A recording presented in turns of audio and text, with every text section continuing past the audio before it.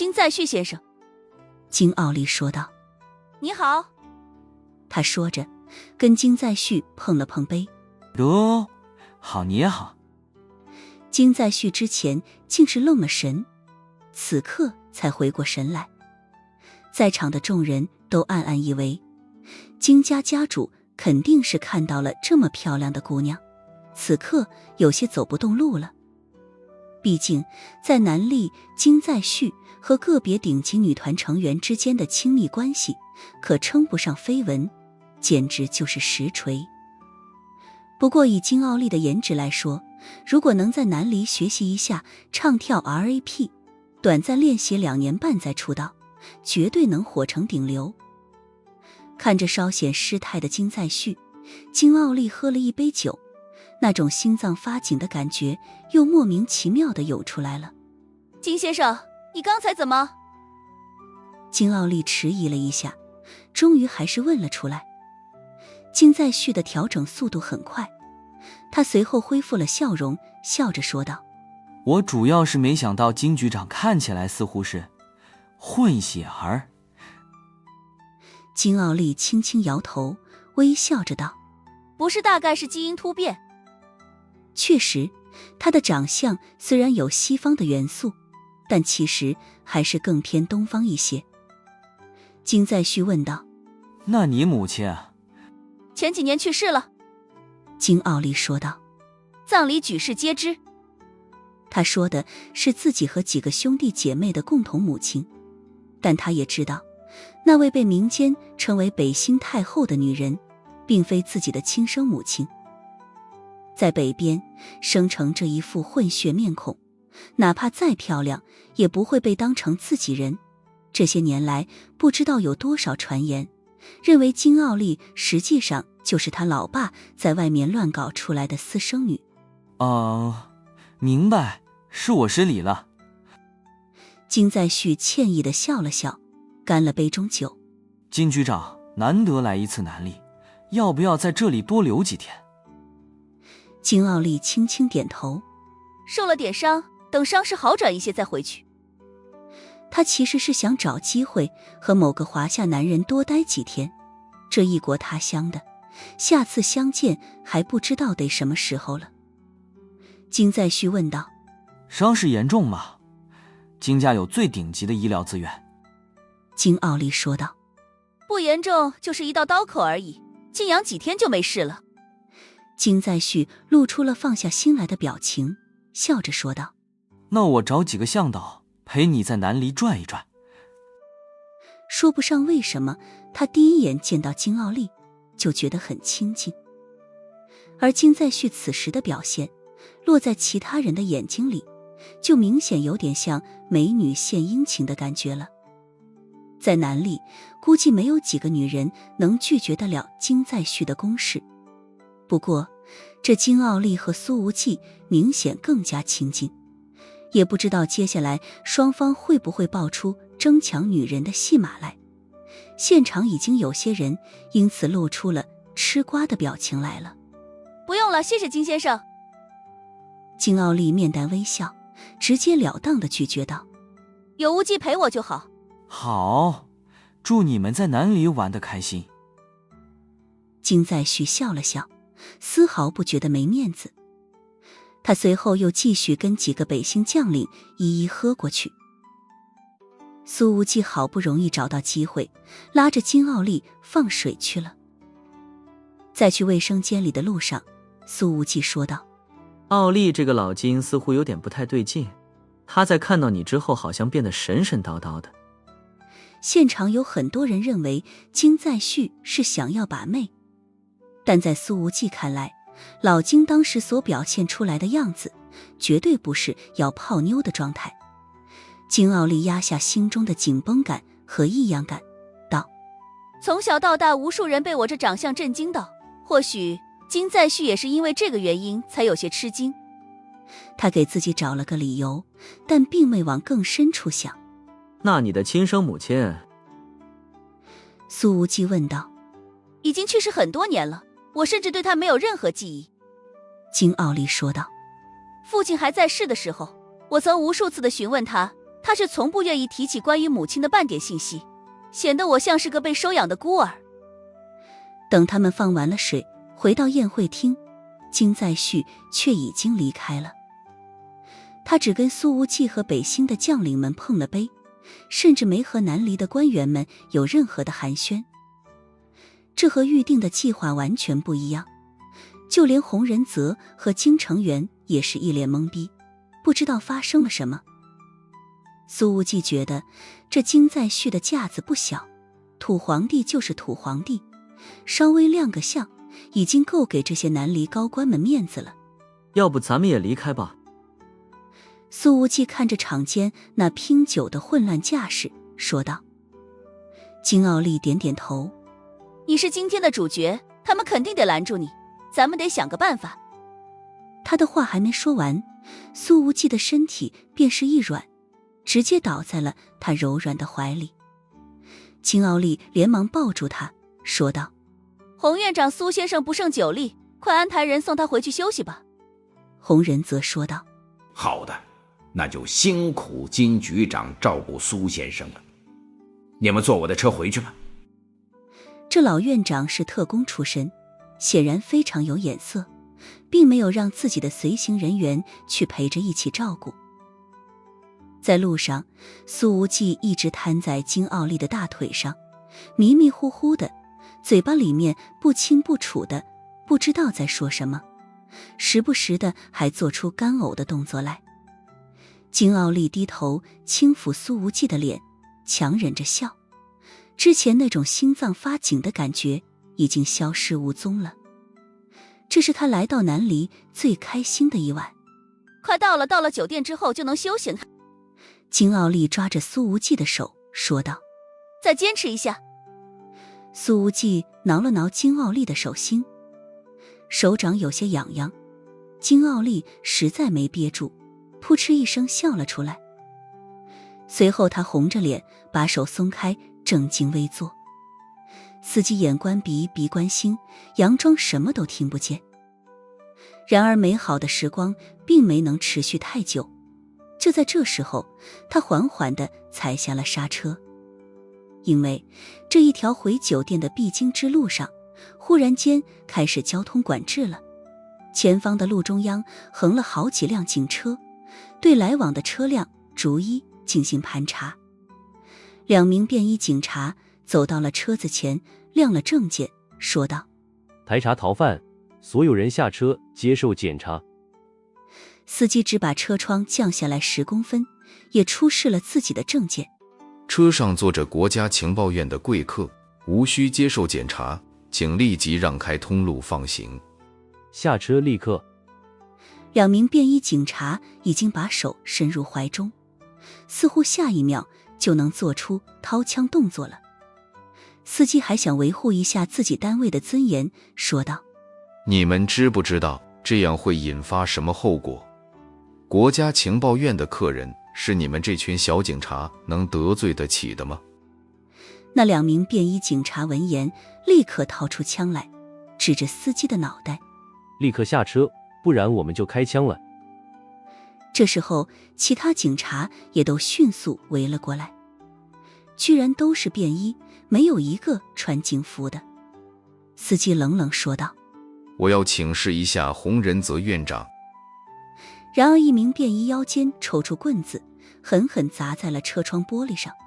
下车立刻。这一下玻璃上瞬间布满了裂纹。这时候后排一道声音响起：他们不是警察，这些枪械不是南离警察的正常配置。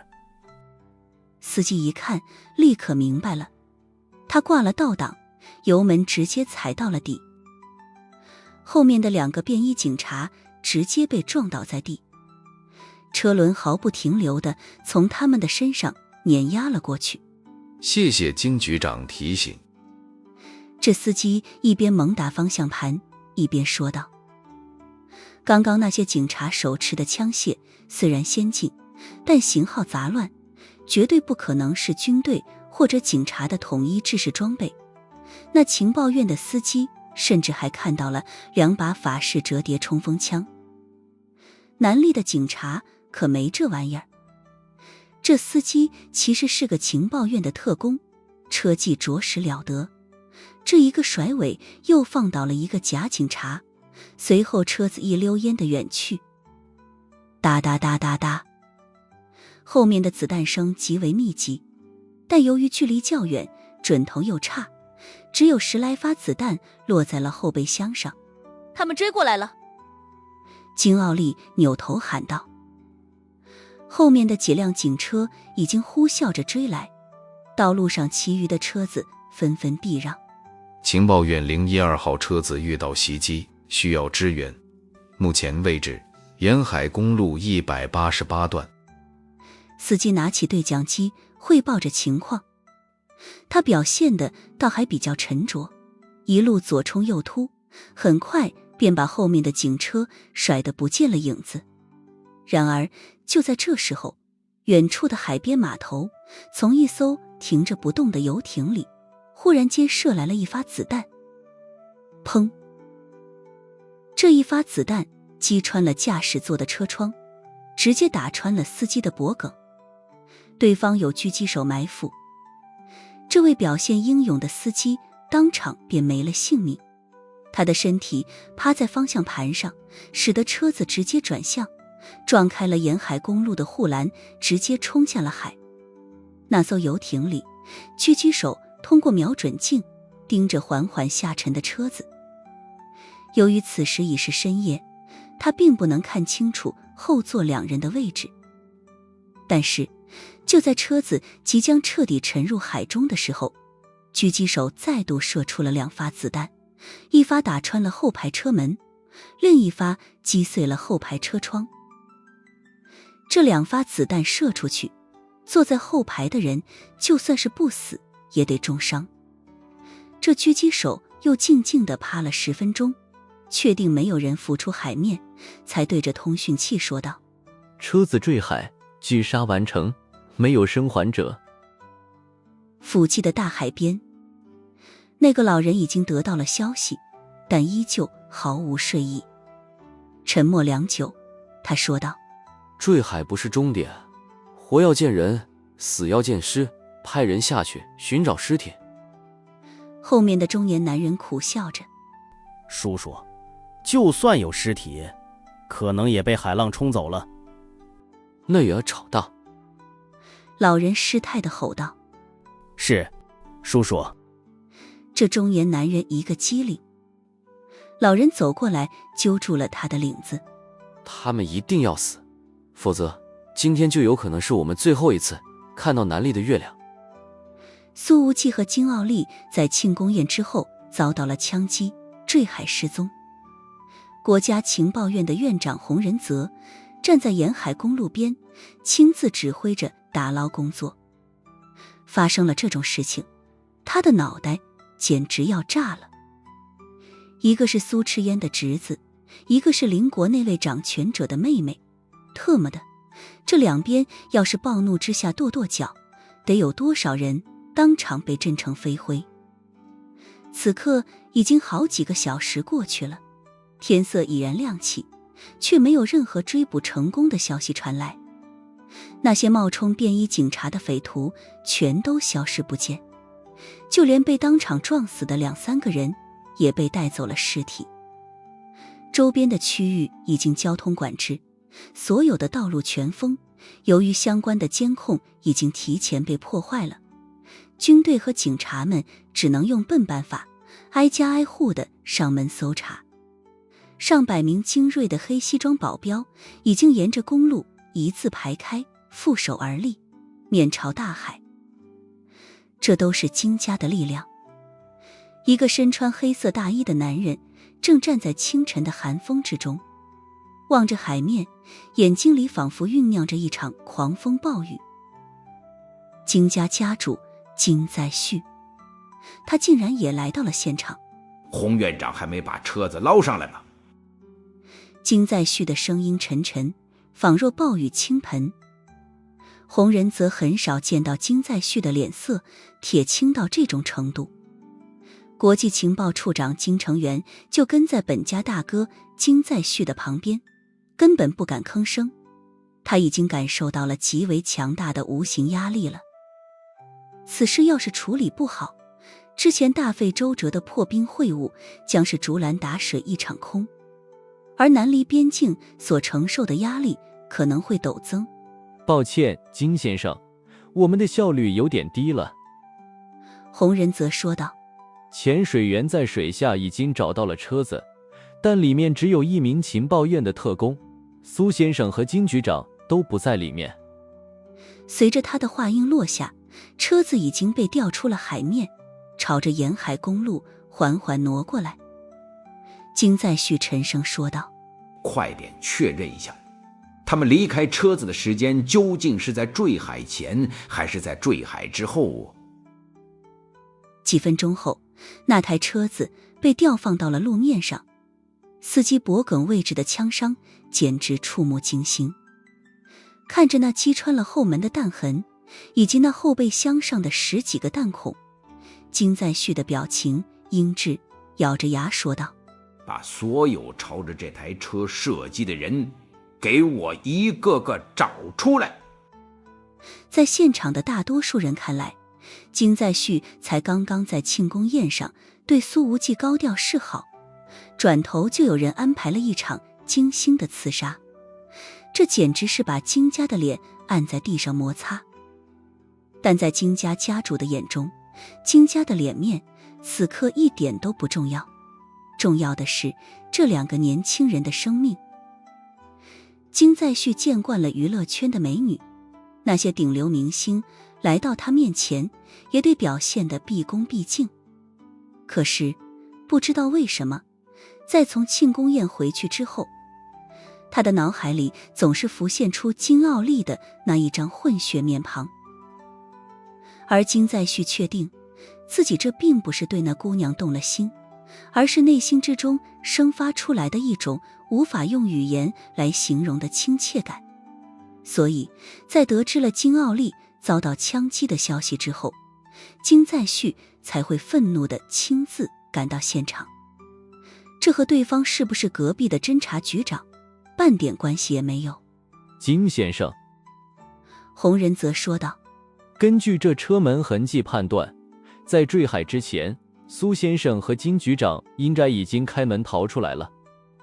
金在旭盯着他，眼神里的冷意犹如冰霜。所以你的意思是，这是个好消息？洪仁则抹了一把头上的冷汗。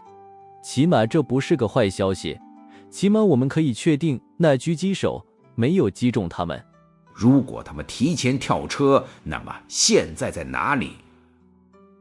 金在旭冷冷问道。洪仁则连连说道：我们一定尽力寻找苏先生，实力极强，他和金小姐一定不会有事的。他其实也有些奇怪于金在旭的状态。按照以往的经验来说，不管发生了多么大的事情，这位强势家主始终都是稳坐钓鱼台的，他从来都是喜怒不形于色，别人很难了解到他的真实心情。可这一次，金在旭不仅亲自赶到了现场，还表现出了极为强烈的报复情绪，这确实极不正常。洪仁则的脑海里控制不住地冒出了一个念头，心道：难道苏无忌是金在旭在华夏的私生子？金成元在后边看着此景，犹豫了一会儿，还是走上来说道：大哥，您先回去休息了，我们保证把人找到。金在旭没吭声，转身朝着车子走去。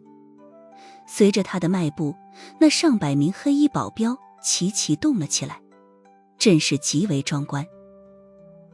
金在旭上了车，在关上车门之前，他对金成元说了一句：扩大搜索范围，这一片海域每一寸都不能放过，掘地3尺也要把人给我找到。是。金成元立刻鞠躬。金明鹤此时却在宴会厅楼上的会议室里，他又恢复了金上校的装扮，戴上了龟皮面具和美瞳。确定不会有错。他看着比对数据，眼光沉沉。其实问出这句话的时候，他的心中已经有了答案。金少校，绝对不会有错，这是今年才突破的技术，在准确率略有提高的情况下，还把比对时间缩短到了5小时。一旁穿着白大褂的男人说道。我知道了。金明鹤说道。此事严格保密，但凡有半点泄露，我会直接连坐，惩罚你们所有人。是。在场的几个人齐齐应声。事实上，除了送样本来的服务生和经理之外，这些检测人员压根不知道此时比对的是谁的 DNA。20多年了。金明鹤低声自言自语，他随后转身走了出去。这位金家影子家主的眼睛里面，此刻已经充满了电闪雷鸣。1个小时之后，金在旭回到了金家庄园。金明鹤已经等在客厅里了，他的面前放着一张白板，上面写着几个名字。这些名字都是在南离声名显赫之辈，皆是可以轻松翻云覆雨。大哥，你回来了。看到金在旭进来，金明鹤转身说道：有人丢了。金在旭把大衣脱了，随手一甩，身后的秘书在衣服落地之前精准接住，然后对兄弟俩鞠了一躬，小心翼翼地退了出去。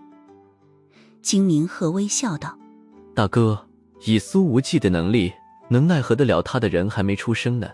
如果这事儿不是发生在南厉的国境里，我都懒得管。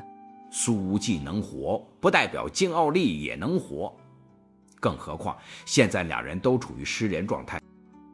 金在旭摇了摇头：只要是个人，都有阴沟里翻船的时候。金明鹤看了一眼自己的哥哥：大哥，就算是金奥利的哥哥失踪了，你也不会像现在这么大动干戈，把手底下的力量派出去那么多。金在旭说道：你知道了。金明鹤笑着说道：家族的武装力量大规模出动，我肯定知道啊，但是什么？金在旭问道。金明鹤深深地看了一眼自己的哥哥：大哥，你的心乱了。金在旭摇了摇头：我的心里面有一个猜测，但是还没能得到证实，得先找到人才行。金明鹤没问是什么事儿，而是反问道：如果得到证实，会怎样？也不会怎么样，无非就是杀几个人而已。金在旭的语气轻描淡写，金明鹤却从中听出了大雨将倾。金在旭走到了白板前，看着上面的名字，摇了摇头：你在这里写写画画做什么的？金明鹤说道：有一些事情在我心里存了很多年，现在需要做出最终的判断。金在旭眯了眯眼睛，随后念了出来：朴在勋、金俊浩、李成明、尹泰炫、金和律，大部分都是朋友以及可敬的长辈。金明鹤微笑道：哥，我现在可以确定，你的心真的乱了。金在旭轻轻地叹了一声，盯着白板：何以见得？要是以往，你早就猜出我要做什么了。金明鹤摇了摇头：大哥，现在的你不适合做决定，先去休息吧。金在旭摇了摇头，目光之中透出了能灼伤人的热量，声音却低沉的可怕：我现在猜出来了。金明鹤并没有立即说出真相，他问道：哥，你猜出什么了？如果幼灵还活着，应该像金奥利那么大。金在旭说道。金明鹤叹了一声，指了指放在沙发上的文件夹：哥，你看看那个。金在旭走过去拿起了文件夹，只是迟疑了一下才翻开。翻开的过程中，他的手有些抖，这是谁和谁的 DNA 比对结果？金在旭问道。他显然已经猜出了答案，声音之中的颤音似乎蕴藏着长达20多年的想念。金明鹤走到了金在旭的面前，眼圈明显有些发红。他双手抓住了哥哥的胳膊，认真说道：哥，金傲丽就是你的幼灵。金在旭听了，怔怔地站在原地。他的脸上没有震惊，也没有悲喜，甚至称得上是面无表情，但是这一双眼睛里却已经开始缓缓积蓄了泪水。你说什么？再说一遍。金在旭深吸了一口气，泪眼盯着弟弟。大哥，金傲丽就是你和艾琳的女儿。金明鹤说道。这一份比对报告，我已经在艾琳的坟墓前放了一份了。金在旭的泪水一下子涌出来了，他转身想要给自己倒杯水，可是手抖的根本拿不起水壶，玻璃杯也被颤抖的手指碰翻在地。扶着桌子，金在旭好不容易才稳住身形。他转过身，盯着白板上面的一堆名字，双眼已然变得血红，杀气腾腾地说道：明鹤哪怕把南里翻个底朝天，也要找出他来，拐走了幼灵，害死了艾琳。此仇不报，我金在旭誓不为人。金家的私人医院里，朴妍希已经暂时离开了，而是把伊莲娜交给护工大姐照顾。她只是说要去办点事儿，但没说是要去干什么。伊莲娜仍旧是一副虚弱的状态，显然不会多问。在护工大姐去卫生间的时候，一个身影闪进了房间里。他往上抬了抬帽檐，竟是高海峰。大哥。对于他的到来，伊莲娜并不感到意外。梅根，你身体感觉好些了吗？高海峰问道。他双手空空，并没有拎什么水果和补品，不然就要留下痕迹了。奥丁比以前厉害了一些。伊莲娜轻轻一叹，其实我也比以前更强，但是……不过话虽如此，他的眼眸里并没有什么沮丧感，显然对此也已是早有预料。月神对战奥丁，这本来就代表了现如今黑暗世界最巅峰力量的较量。高海峰说道：你已经是天才中的天才了。对了，受了重伤的奥丁，在返回欧洲的时候遇到了多股力量的劫杀，现在失踪了，生死不知。伊莲娜似乎稍有意外。奥丁重伤的消息是谁放出去的？高海峰说道：雷蒙情报局，星辰歌者。伊莲娜想了想，随后虚弱地笑了一下，声音之中都透着无力感。所以现在看来，歌者就在交战现场，我得感谢他没有对我落井下石呢。是的，他当时应该就在附近，围观了这场战斗。高海峰说道：歌者在南力的力量甚至要超过欧洲，根据最近2年的一些迹象来判断，他就是南力人，具体是谁差不多已经能确定了。我也猜得差不多。伊莲娜显然早就猜到了答案，只是还缺最后的证据。随后说道：昨天宴会结束后，苏无忌和金奥丽所乘坐的车子遭到围堵和枪击，车子坠海，2人都失踪了。伊莲娜的表情里有一丝丝的细微波动。活不见人，死不见尸。高海峰说道：目前为止还没有消息。伊莲娜说道：那就是好消息。是的，没有消息就是好消息。高海峰说道：那家伙走一步算3步，可没那么容易被打死，很少有人能算到他前面去。大哥，你什么时候回欧洲？伊莲娜没有继续这个话题，问道。高海峰没有回答，而是反问道：你什么时候离开南丽？伊莲娜说道：我还不太清楚，听苏无忌的意思，他要把我带回华夏。你跟着回去。高海峰的眉头轻轻皱起，这要不再想想。他之前对苏无忌欣赏的不得了，还想过要撮合这俩人，但伊莲娜现在虚弱的要命，连自保之力都没有，跟着回去似乎不太合适。伊莲娜微笑着说道：也不一定，我其实还没想好。高海峰摇了摇头：你不像是遇到事情没想好的人。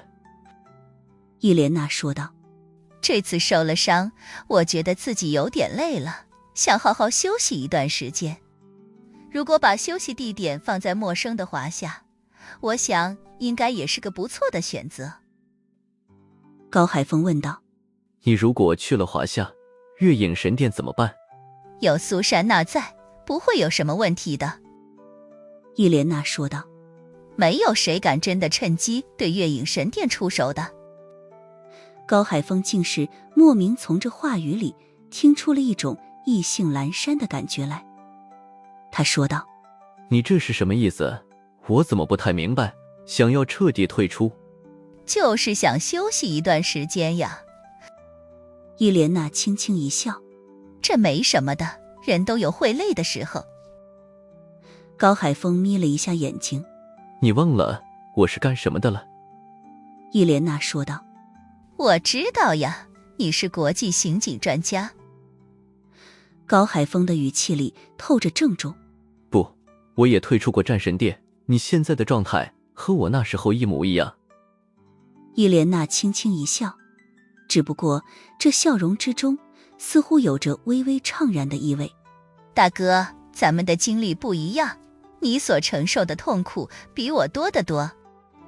伊莲娜的目光看向窗外，似乎变得悠远了一些。有些时候我会特别想要体验一下别的生活。什么样的生活？我妈妈想让我过的生活。伊莲娜说道：她以前一直想要让我找个稳定一些的工作，即便收入不高也没关系，最关键的，只要每天要轻松和开心就足够了。停顿了一下，伊莲娜的话语稍稍低了下去。但是我一直没做到过。高海峰轻轻一叹：也好。他打量了一下伊莲娜，说道：只要不是身体出现了不可恢复的严重损伤就好。伊莲娜轻笑道：大哥，你放心，我的身体什么样我很清楚的。听到门外传来了脚步声，高海峰说道：我得走了，是谢。说罢，他站起来，脚步匆匆地离开。伊莲娜扭过头望着窗外，脸上的微笑被外面的晨光拂去，她眼睛里的释然和怅然交织着，轻轻自语：我的身体什么样，没人比我清楚。或许从此以后真的要当一个普通人了。然而就在这个时候，病房门被推开了。进来的并不是护工大姐，而是一个穿着浅灰色羊绒大衣的女人。这大衣看似宽松，但仍旧可以把那完美的线条极为清晰地勾勒出来。她的容颜很精致，虽然只是化了一层淡妆，但仍旧美得挑不出任何毛病。岁月似乎不曾在她的身上留下过任何的痕迹。伊莲娜看了一眼，便莫名觉得这个漂亮女人有着极为强大的气场，绝对不是普通人。我看了你的病情报告，伤势非常严重。这女人一进来之后便坐到了病床边，看得出来你有些沮丧。伊莲娜：伤势？不，我不是受了伤，是感染了病毒。那漂亮女人轻轻摇头笑了笑，说道：月神在我面前掩饰这些，没有必要。听到这女人居然一口叫破了自己的名字，伊莲娜的眼睛里涌现出了警惕的神色来。你是？他迟疑地问道。显然，伊莲娜已经判断了出来，对方对自己并没有太多的恶意，否则双方的聊天断然不会是现在的模样。而且，对方的眼神似乎给人带来了一种可以看穿一切的感觉。虽然他微笑起来眼波流转，好像颇有亲和力，但随时能够切换成不容置疑的掌控感和分量感。这种气质是根本没法伪装出来的。我叫苏赤烟，是无忌的姑姑。苏赤烟说道。听了这句话，伊莲娜立刻说道：听说苏无忌受到了攻击。我知道。苏赤烟的语气竟然显得有些平静，他说道：敢攻击他的人，必然为此而付出代价。他这么一说，伊莲娜便明白，这位姑姑应该早就已经做了些许准备了。伊莲娜也没有再隐藏自己的身份。你怎么知道我是月神？苏赤烟说道。7年前，月影神殿借壳买下的斯洛伐克瑞奥能源公司，还是我做主卖给你们的。什么？听了这句话，伊莲娜的眼睛里涌现出了极为强烈的震惊之意。正是那一次的交易，使得始终困扰月影神殿许久的经济问题直接被解决，整体力量得到跨越式的发展。毕竟每一个天神势力都是极为烧钱，没有强大的经济实力为根基，仅仅靠超绝的个人武力根本无法维持整个体系的顺利运转。苏赤烟轻笑道：那时候的你和现在一样漂亮，但眼睛里没有那么多的怅惘。这一刻，伊莲娜的心中无比复杂。原来自己的一举一动始终被别人看在眼里。我当时还很疑惑，那次交易的条件怎么对我们这么有利？原来……伊莲娜想要撑起身子，可是双臂绵软无力，这么一动又牵动了内伤，顿时疼得倒吸了一口冷气。不用起来说话，躺着就行。苏赤烟说道。我不知道是不是该谢谢你们，毕竟我们从那次交易里获利颇丰。伊莲娜说道。你这次来是要对我？他以为对方是来收利息的。苏赤烟说道。不，那次的交易我并没有指望什么回报，就是觉得你一个女孩在黑暗世界里不容易，想着顺手帮上一把而已。谢谢。伊莲娜不知道该说什么好。那一次的交易使得月影神殿直接一飞冲天，实力在短短时间里便突破到了黑暗世界的一线地位，这简直堪称伊莲娜的人生转折点之一，却竟然只是别人的顺手而为之。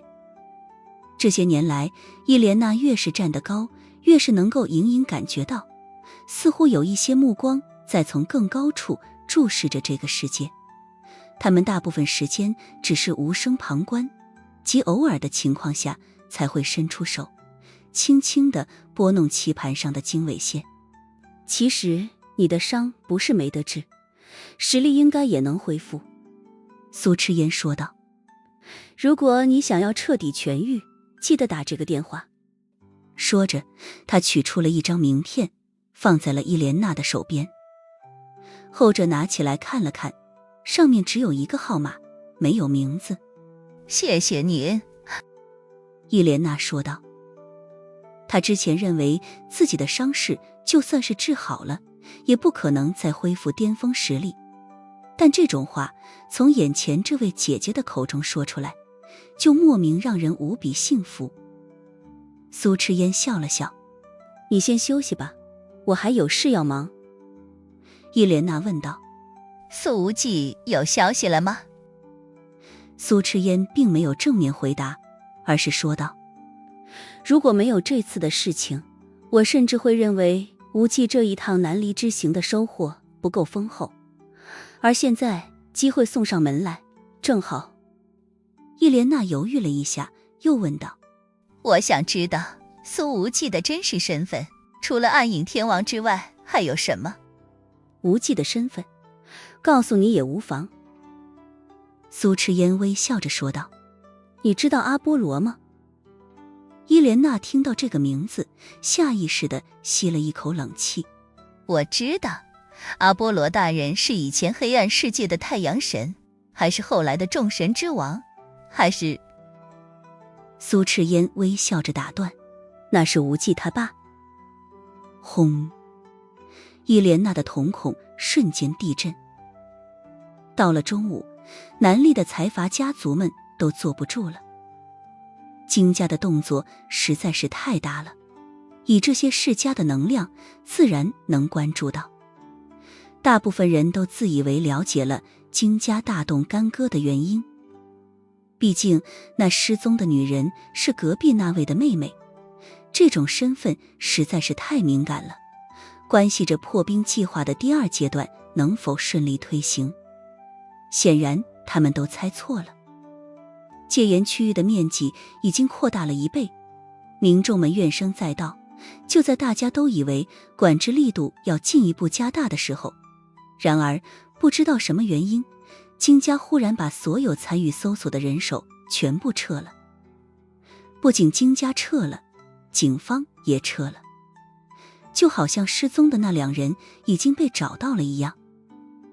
金在旭从卧室里走了出来，在过去的几个小时里，他躺在床上，却完全没有任何的睡意，脑海里全是金幼玲的幼年模样。金明鹤依然待在客厅，盯着那张白板上的名字，沉思着。金在旭问道：“找出来了吗？”他的声音已经平静了下来，但是这平静之下，显然正在酝酿着一场足以席卷整个南丽的酷烈风暴。金明鹤摇了摇头：“需要逐一试探，这样太慢了。毕竟上面的这些名字基本上都和金在旭的关系很好，一旦贸然翻脸，那么事后想要再修复关系，就需要付出很多的代价了。当然，金明鹤知道，为了金幼玲，自己大哥完全不会在乎这些代价，他只在乎能不能让那个该死的家伙受到人世间最惨烈的惩罚。但换个角度看，对方这次跳出来也算是一件好事。”金明鹤接着说道：“起码我们知道还有一个人一直潜藏在金家的视线里。”金在旭的声音冷冷：“被这么一道目光一直从后背盯了20多年，我这金家家主简直是个笑话。对方拐卖了他的女儿，害死了他的未婚妻，还说不定以朋友的身份跟金在旭友好相处了那么多年，的确让人不寒而栗。”顿了顿，金在旭说道：“家族里那些老家伙还有可能吗？当初凡是有嫌疑的家族长辈已经全部被拿下了。”金明鹤说道：“这部分人全部可以排除掉。”曾经家族长辈极为反对金在旭找一个米国人当老婆，反对手段非常激烈。而等艾琳死了之后，金在旭对这些人展开了疯狂报复。在这传奇家主的上位过程中，那些所谓长辈们的下场皆是很不好。金在旭说道：“你的看法呢？”金明鹤看似并没有万全的把握：“我马上把鱼饵放出去，至于这些人会不会咬钩，就不清楚了。”哪怕这兄弟2人极其擅长布局，可是他们这次所面对的敌人是最阴狠、最狡诈、最果决的那种。而此时的金家家主由于情绪波动太过于剧烈，已经把所有的决策权都交给了弟弟。“什么诱饵？”金在旭问道。金明鹤说道：“3天之后，金家将要在江南酒店举办宴会，让金幼玲认祖归宗。”金在旭一下子就想明白了弟弟要做什么，他深深地吸了一口气：“好。这一间江南酒店是在整个南丽首都豪华酒店排行榜位居前3名的，在这里举办宴会，自然非常符合金家的身份。而最关键的是，这里是金在旭的独资酒店。金明鹤说道：目前江南酒店的总统套房已经被重重保护起来了。重重保护当然是做做样子，为的就是误导那个藏在暗中的敌人，让他误认为金奥利就在里面。而住在江南酒店也是非常合理，金奥利并未认祖归宗，自然不能提前住进金家庄园。也正是因为这个原因，金明鹤把所有的搜索人马全部撤掉了，以造成早就找到金奥利的假象。想到了某个问题，金明鹤摇了摇头说道：哥，还有一个很关键的点。说 C 说，对方这次能够那么精准的下手，就证明此人始终知道幼灵是被送去了北边。哼。金明鹤说道：这次拐卖的目的地必然是早就设计好的。金在旭杀气腾腾地说道：我知道你想表达什么，亏我大费周章的设计破冰计划，破什么冰，全都冻死算了。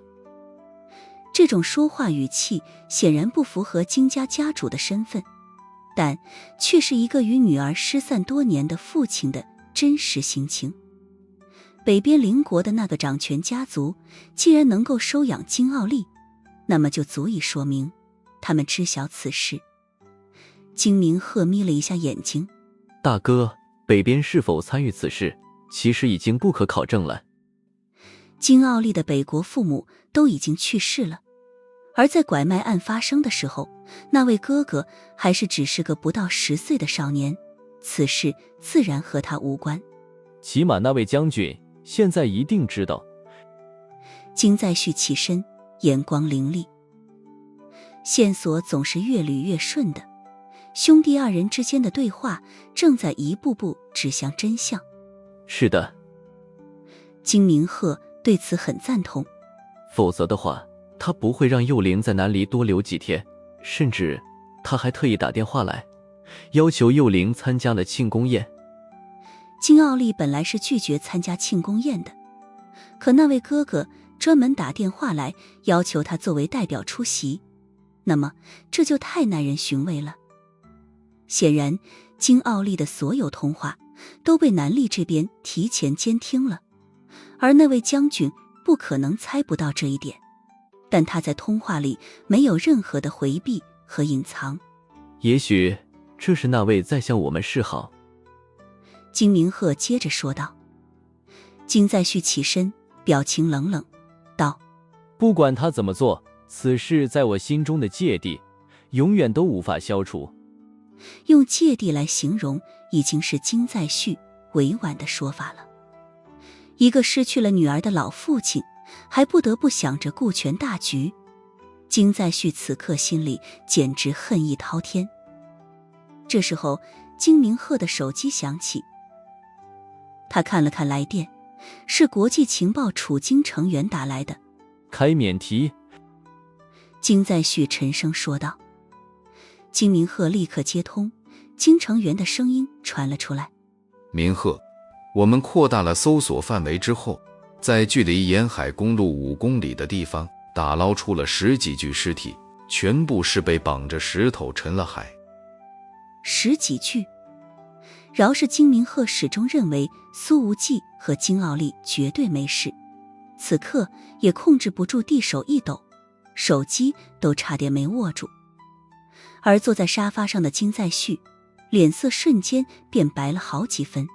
经过辨认，其中没有苏无忌和金奥利。金成员说道。电话这边见惯了风雨的兄弟俩齐齐长出了一口气。这些尸体的身份是什么？金明鹤缓了好几秒钟才问道。昨天晚上的参与者，大部分人都是死于刀伤，其中有3人的身上有碾压和撞击的痕迹。金成员说道。这3人应该就是被韩东国的车子撞死的。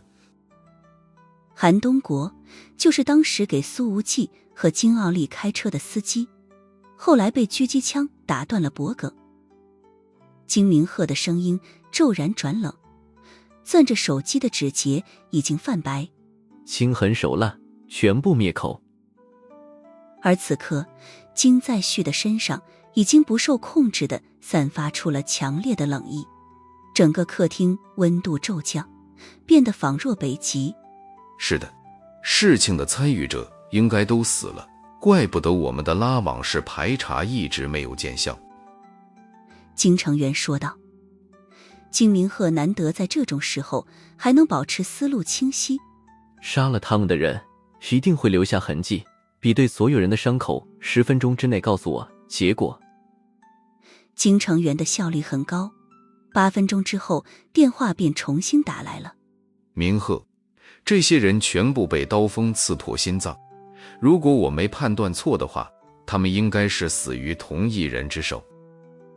金明鹤说道。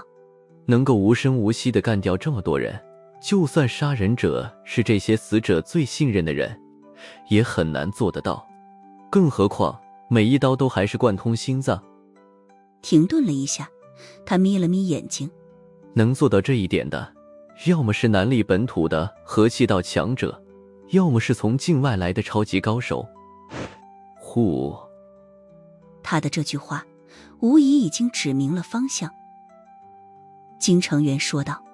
明白，我立刻从这个方向着手调查，他来到南历就走不了。现在所有出境口都已经封锁了，航班大面积延误，旅客们怨声载道。但对于金家即将掀起的风暴来说，这种混乱不值一提。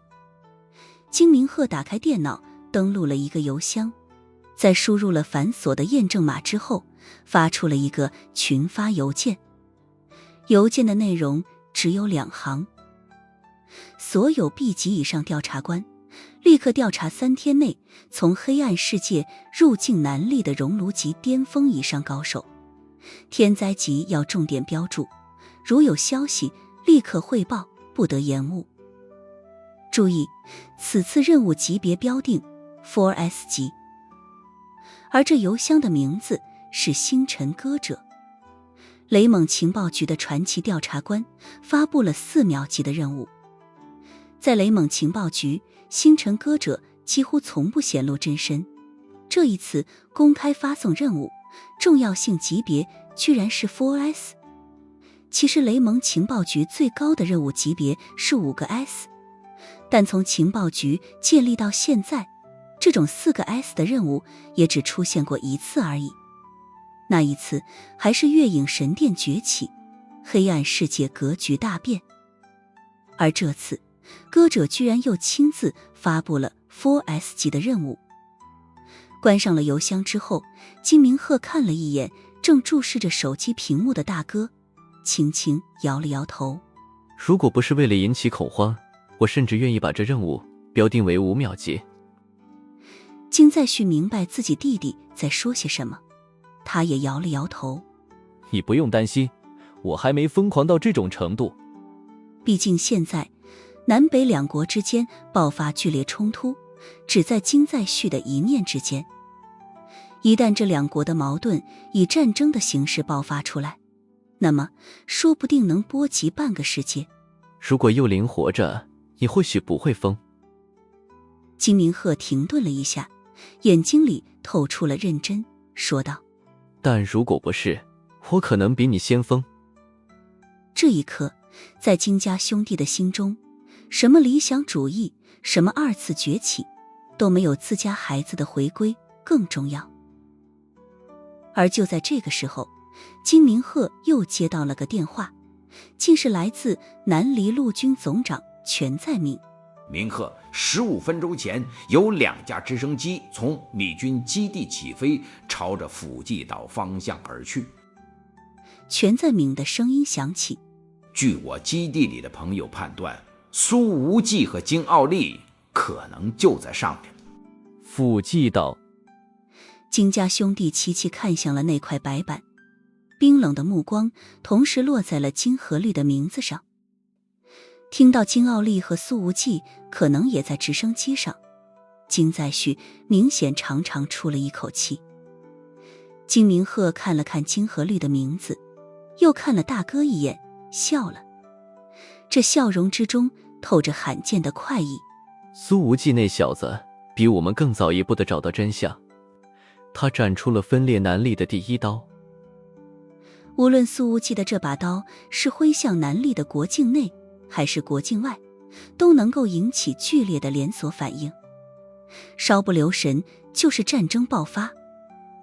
而如果这一刀斩向了金和律，那么将是对世界局势影响最小，对南力内部影响最大的一刀，首当其冲的自然是富可敌国的金家。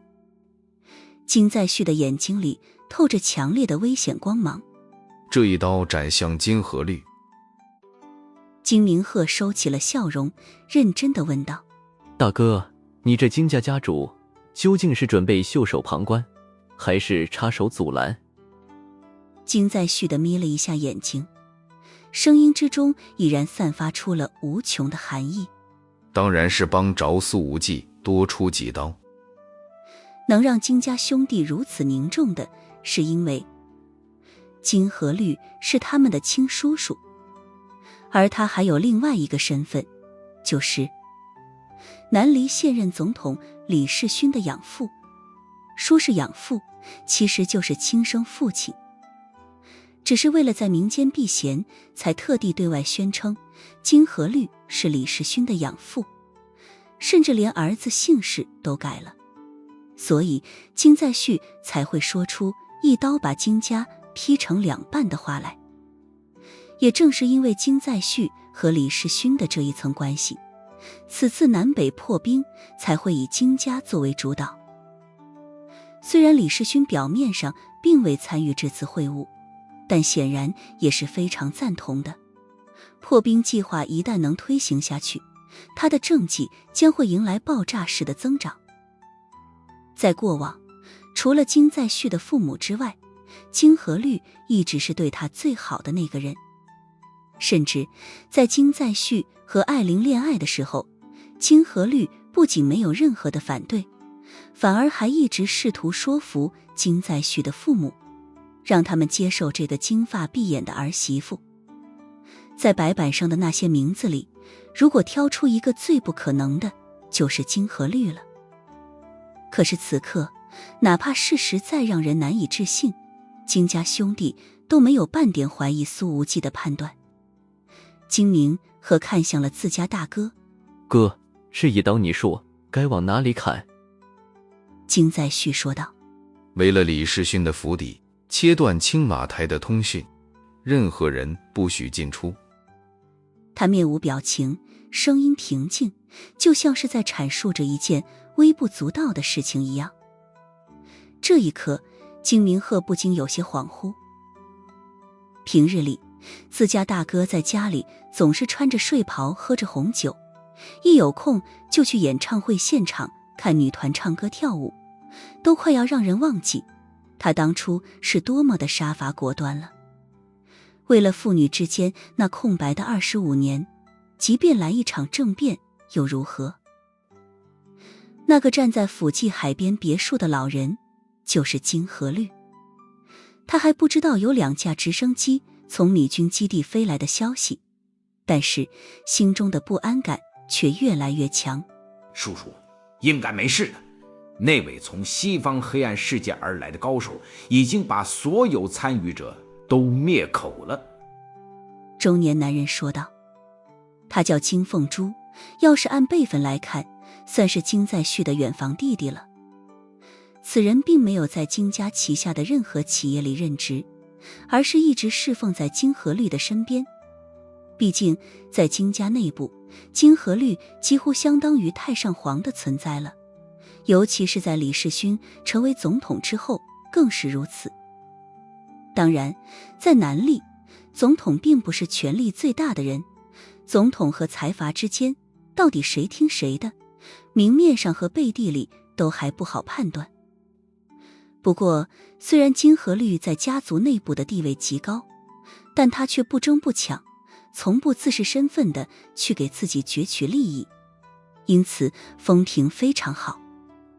当然，李世勋最后的上位和金在旭是分不开关系的，甚至可以说，如果不是金河律曾经那么支持金在旭成为家主，那么金在旭也不会举家族之力把李世勋推到那个位置上去。我的心中还是不安。金河律摇了摇头。飞机准备好了吗？他有一架私人飞机，始终停在辅济岛的机场。航线已经安排好了，飞往新加坡，随时都可以起飞。金凤珠纠结了一下，还是说道：只是叔叔，事情已经到了这个地步了吗？在金凤珠看来，金河律这边拥有的力量也是相当强大的。如果双方硬碰硬的话，辅济这边未尝不能支撑一段时间。更何况他们还有李世勋的支持。在金在旭和金明鹤还是少年的时候，我就已经看到了他们身上的巨大潜力，而这些年来，他们兄弟二人已经成长到了让我都不得不仰视的地步了。金河律摇了摇头。金凤珠说道：可是我们从黑暗世界里请来的高手，说不定能直接要了金在旭的命。金河律摇了摇头。要是我们花钱请来的，那当然还好说，可他们不是我们请来的，而是主动上门，免费帮我做了这些事。主动上门，免费帮忙。金凤珠也听明白了这其中的意思，她深吸了一口气。他们在我们的身上别有所图。金河律摇了摇头，不置可否。沉默了一会儿，他强压着心中那种越来越强烈的不安感，说道：不要再等了，去收拾东西，就暂定半天之后起飞吧。是，我立刻去安排。金凤珠正要转身离开，却听到金河律在身后说道：联系一下世勋，跟他说一声，就说我出国旅行一段时间。这声音有些无力，似乎一下子又苍老了好几岁。金凤珠停下了脚步，开始打电话。然而李世勋的手机打不通，他去联系对方的秘书也联系不上，都是无法接通。金凤珠皱着眉头，甚至连办公室的电话都打不进去，还真是奇怪了。这种情况以往可从来都没有发生过。金河律的身体一震，随后缓缓说道：金在旭动手了，果然一出手如雷霆，当年的风采真是一点不减。金凤珠对更高层级的政治和斗争明显不太了解，他怎么敢为了青瓦台？金河律的笑容有些惨淡。他有什么不敢的？金凤珠深吸了一口气。金在旭不怕得罪世勋呢？金河律自嘲地笑了笑。事情都已经发展到了这一步了，你觉得世勋究竟是会站在他那边，还是会站在我这边？这老家伙倒也是非常果决。他站了起来，看似浑浊的眼睛里闪烁着许多年都没出现的金光。去收拾东西吧，你先去机场，在那里等我，不管我到遇不到1小时之后准时起飞，从此再也不回来了。是。金凤珠听出了这句话里的悲壮感，她深深地鞠了一躬，转身匆匆去安排了。而这时候金河律又打了个电话，说道：快艇准备好了吗？老板，10艘快艇全部安排好了，都停在途中接应点了。1艘的油量耗光，我们就可以立刻换成另外1艘。现在出发。金河律说着就要走下露台。1艘快艇已经停在了码头旁，距离他有200米的距离，只隔了一片沙滩。原来金和律根本没打算乘坐飞机去新加坡，这都是为了迷惑金在旭的障眼法。这老家伙就是要把所有人的注意力都吸引到空中，然后自己从海路出逃。然而这时候，午后的阳光中出现了2个小黑点，那2个黑点越来越近，巨大的噪声已经传进了金和律的耳朵里。他的面色瞬间白了一下，身形明显一晃，抓住了楼梯的扶手，才勉强站住。不过在看到那2架直升机上的米国国旗之后，金和律又愣了愣，似乎没想明白为什么会是米国驻军的飞机找上门来。大呜呜呜啊！金和律用尽全身的力气吼道。一群黑衣保镖已经从身后的别墅里冲了出来，将金和律牢牢围在了中间。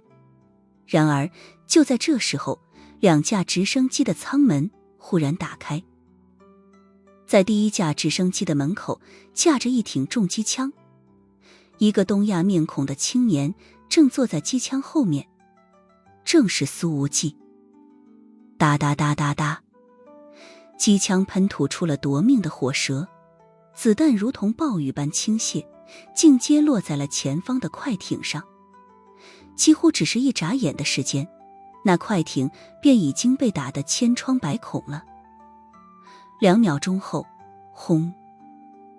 那艘快艇的油箱被打爆，当场炸成了一团炽烈的焰火。而快艇的司机已经瘫倒在了20米之外的沙滩上了。他本来拎着2箱行李，正准备登船，此刻幸亏晚了几秒钟，不然他现在身体已经被子弹撕碎了。看到快艇爆炸，金和律的身体再度一晃，幸亏身边的保镖及时扶住了他。而第2架直升机的舱门打开之后，露出了一支长长的枪管，狙击枪。金奥利戴着护目镜，瞄准了一下，直接扣下了扳机。子弹飙过了200米的距离，金和律的身体狠狠一颤，因为温热的鲜血混合着脑浆，已经溅了他满头满脸。刚刚扶住金和律的那个保镖已经被金奥利一枪打爆了脑袋。苏无忌不管不顾，重机枪口对着人群再度扣动了扳机，子弹横扫过来，又是撂倒了一大片。金和律被2个保镖压在身子下面，免于了中弹，此刻正浑身发抖，那藏在心底20多年的恐惧感此刻已经彻底爆发，笼罩全身。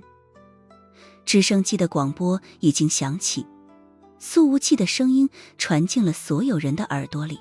金和律，你在20多年前欠下的债，今天来还。听着这句话，另一架直升机上的金奥利此刻已是泪流满面。